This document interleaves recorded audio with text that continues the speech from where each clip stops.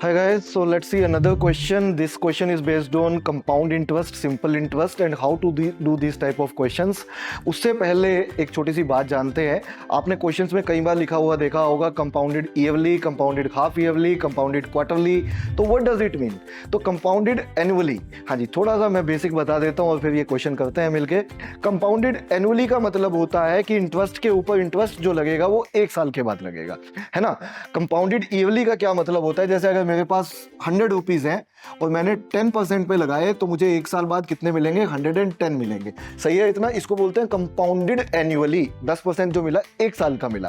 एक होता है कंपाउंडेड सेमी एनुअली. मतलब सेमी एनुअली मतलब हाफ ईयरली, मतलब पहले मुझे आधे महीने का मिलेगा. मतलब अगर लिखा मिले आपको 10% compounded semi annually, what does it mean? पहले मुझे 100 पे 5% मिलेगा. 5% मतलब पहले कितना हो गया? 105. और अगला 5% जो मिलेगा वो किस पे मिलेगा?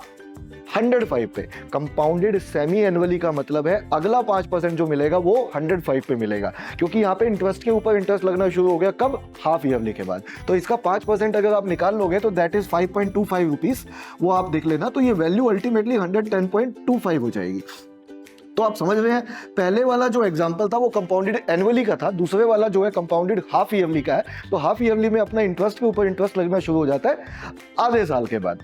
तो बस इतनी भी बात अगर हम जानते हैं ना, तो इस तरह के क्वेश्चंस को बहुत आसानी से कर सकते हैं. और पेपर में बहुत बड़े बड़े फॉर्मूले हमें लगाने नहीं होते. सिखाया सब कुछ जाता है. क्लास में बहुत सारे नोट्स बनाते हैं. बट एक बात बोलते हैं हम भी कि अगर आपकी बेसिक अंडरस्टैंडिंग बढ़िया हो जाए तो आप कितना भी परसेंटाइल कैट में, क्वांट में ला सकते हो. अल्टीमेटली बेसिक अंडरस्टैंडिंग से क्वेश्चन ज्यादा बनते हैं हमारी. तो वो बेसिक अंडरस्टैंडिंग कहते हैं कि कंपाउंडेड हाफ ईयरली का मतलब है आधे साल के बाद चीजें चेंज होनी शुरू हो जाती हैं. तो देखते हैं इस क्वेश्चन को. ₹2000 is lent out at the rate of 8% compounded half yearly for 9 months. Find the interest. तो सबसे पहले अगर मैंने 2000 रुपए लेंट किए हैं और 8% कंपाउंडेड हाफ ईयरली पे, तो 8% अगर लिखा हो तो 8% पर एनम है, लेकिन कंपाउंडेड हाफ ईयरली है. What does it mean? पहले मुझे 4% मिलेगा. पहले मुझे कितना मिलेगा? 4%. तो इसका 4% निकालो. अब आप 4% कहोगे कैसे निकालें सर?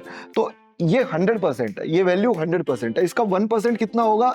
2 जीरो हटा दीजिए. 1% 20 रुपीज होगा, है ना. अगर 100% 2000 है तो 1% 20 रुपीज होगा. तो 4% कितना हो जाएगा? इसका 4 टाइम्स कर दीजिए 80 रुपीज. तो 80 रुपीज अगर इसमें ऐड कर देते हो, this value comes out to be 2080 rupees. लेकिन ये कितने महीने के बाद हुई है? आप कहेंगे 6 महीने के बाद हुई है. पूछा कितने महीने के बाद हुआ है? 9 मंथ्स के बाद हुआ है. अभी कितने महीने बाकी हैं? 3 महीने बाकी हैं. तो अगर 6 महीने का इंटरेस्ट 4% है तो 3 महीने का कितना होगा? 2% होगा. वो 2% किस पे मिलेगा? 2080 पे मिलेगा, क्योंकि अब इंटरेस्ट के ऊपर इंटरेस्ट लगना शुरू हो गया 6 महीने के बाद. तो अगला 2% जो मिलेगा वो 2080 पे मिलेगा. तो इसका 1% कितना होगा? मैं पूछ रहा हूँ इसका 2% निकाल दूं तो पूरे 9 मंथ्स का बन जाएगा हमारा. लेकिन इसका 1%, हाँ जी, ये 100% है. इसका 1% होगा, डिवाइड बाय 100 कर दीजिए, तो 1% होगा 20.8. तो 2% हो जाएगा बेसिकली 41.6 रुपीज, है ना.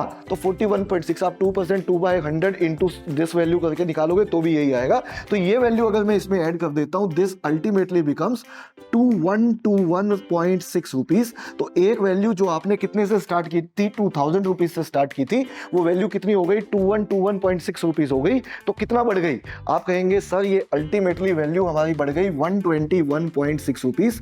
तो जो बढ़ गई उसी को हम इंटरेस्ट बोलते हैं. तो यहाँ पे हमें कितना इंटरेस्ट मिला? टोटल 121.6 रुपीज मिला.